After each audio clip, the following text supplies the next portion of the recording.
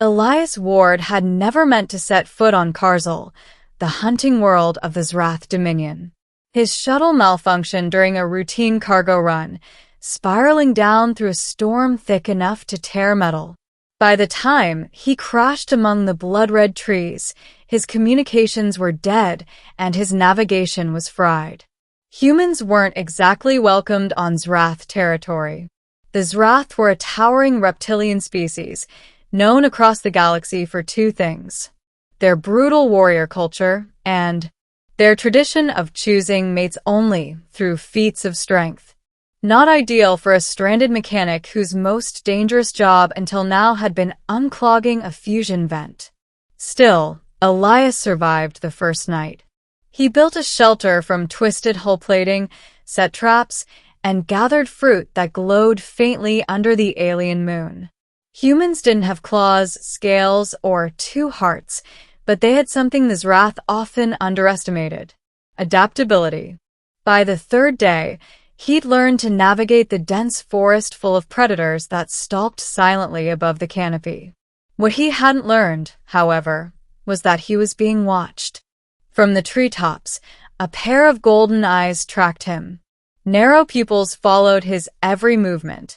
A tall silhouette, covered in bone-plated armor, crouched with perfect stillness.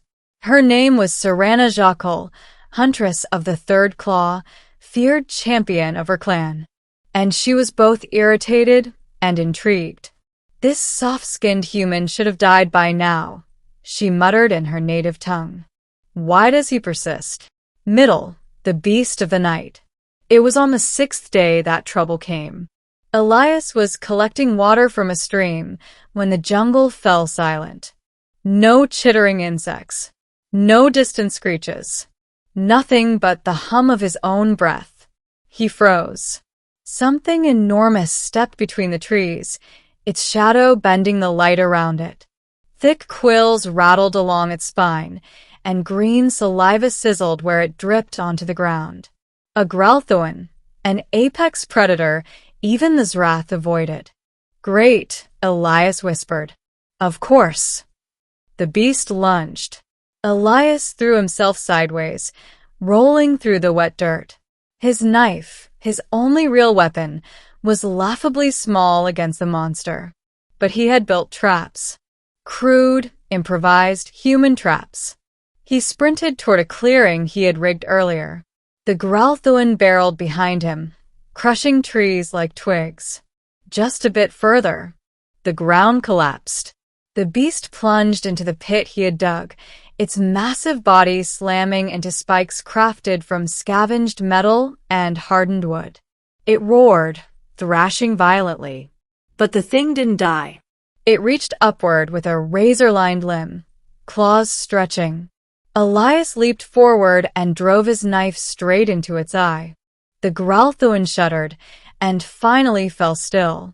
Elias collapsed onto the ground, chest heaving, hands shaking. From the dark trees above, a whisper escaped Serana. "Impossible." She dropped from the branch, landing silently behind him. Elias jumped and spun, raising his bloody knife instinctively. She towered over him, 9 feet of scaled muscle, fanged jaw, and predatory grace. Her bone armor clicked as she moved closer. "You," she growled, "killed a Gralthoan with nothing but scraps and nerve." "Yeah," he panted. "I'm having a very weird week." She circled him, studying him like a rare specimen. No claws. No armor. Fragile bones. Yet you fought. You survived. Elias lowered his knife. "Look, if you're going to kill me, just." "Kill you?" she hissed, stepping closer until her breath warmed his face. "Anyone who can do what you did must be honored." He blinked. "Honored how?" Her tail flicked behind her. "By becoming my mate." Elias' mouth fell open. Wait, what?" Middle, culture clash. Serana stood proudly, arms crossed, as if she had announced the most obvious and reasonable decision in the galaxy. "I am Huntress of the Third Claw." My clan will accept no lesser union. A hunter proves their worth through strength, through cunning, through victory over death. Well, Elias stammered, I'm honored really, but humans don't just mate because someone says so. Her pupils narrowed. You decline? No, I mean, I'm not declining. I'm just saying humans take time. We talk. We get to know each other. We don't usually start with, hey, nice job killing a monster, let's get married. She stared at him, unreadable. That is your mating ritual? In a very, very loose sense. Serana tilted her head. Strange. Complicated. Inefficient. Welcome to humanity, he shrugged. But she didn't leave. Instead, she followed him.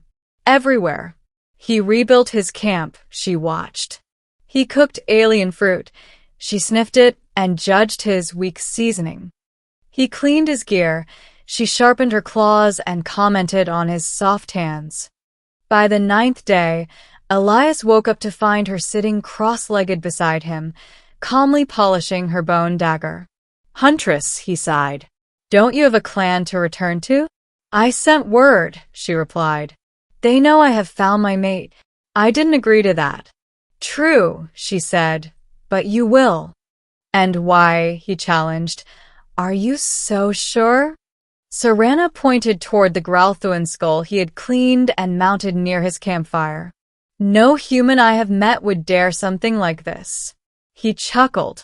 Where I come from, we survive by being clever, not strong. Strength of mind is strength. Her tone softened. Zrath admire many forms of power.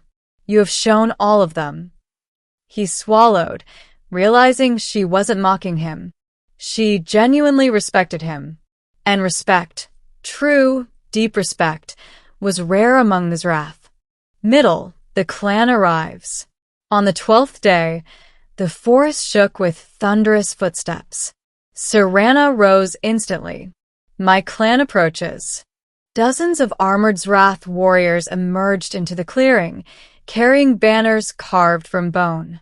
At their head was a massive figure, even larger than Serana, Commander Tavan, leader of the Third Claw. He eyed Elias with amused disbelief. This is the human you claim? He rumbled. Yes, Serana answered firmly. He defeated a Growlthuan alone. Tavan snorted. Impossible. Show me. Elias gestured to the skull mounted behind him. A hush fell. Another warrior stepped forward. Huntress, if this is true, he has earned the right of choosing. Serana lifted her chin. He has. The commander turned to Elias. Human. Do you accept her choice? Elias hesitated. A dozen reptilian warriors stared at him. Serana looked strangely vulnerable, despite her towering size. He thought of her watching over him every night, saving him from predators he never heard coming, treating him with respect no one else on this planet had shown. He smiled softly. I accept on one condition. Serana's tail froze midsway. Name it. We learn from each other. My ways, your ways. No forcing. No demanding. We build this together. Serana's golden eyes softened. A partnership. She nodded. An honorable condition. The clan murmured in approval. Tavan slammed his spear into the ground. Then it is done. Ending. A bond forged in two worlds. That night, the clan held a massive firelit celebration. War drums echoed through the forest while warriors danced in spiraling patterns around the flames. Elias sat beside Serana, who proudly introduced him to every warrior who approached. This is my mate, she declared each time. The human who kills monsters. Elias corrected her gently. Kills one monster. Then we will find you more, she replied with a grin. He nearly choked on his drink. As the night went on, he realized something unexpected. He wasn't just becoming part of her world. She was becoming part of his. Serana asked him questions, real questions, about Earth, about humanity, about art and music and cooking and why humans didn't choose mates through public combat. When he told her about human relationships, trust, communication, supporting one another, she listened with thoughtful intensity. "Then I will follow these customs," she said. "If I am to be your mate, I will understand your ways as you learn mine." Elias felt warmth bloom in his chest. Maybe this wasn't madness after all. Maybe this was how two species, two cultures found common ground. Through courage, through respect, through choosing each other not out of force but out of understanding. As the celebration reached its peak, Serana placed a hand, massive, clawed, but gentle, on his shoulder. "You fought with strength," she murmured. "But it is your heart that made me choose you. And you," Elias said softly, "are more than a huntress. You're someone I want to know for real."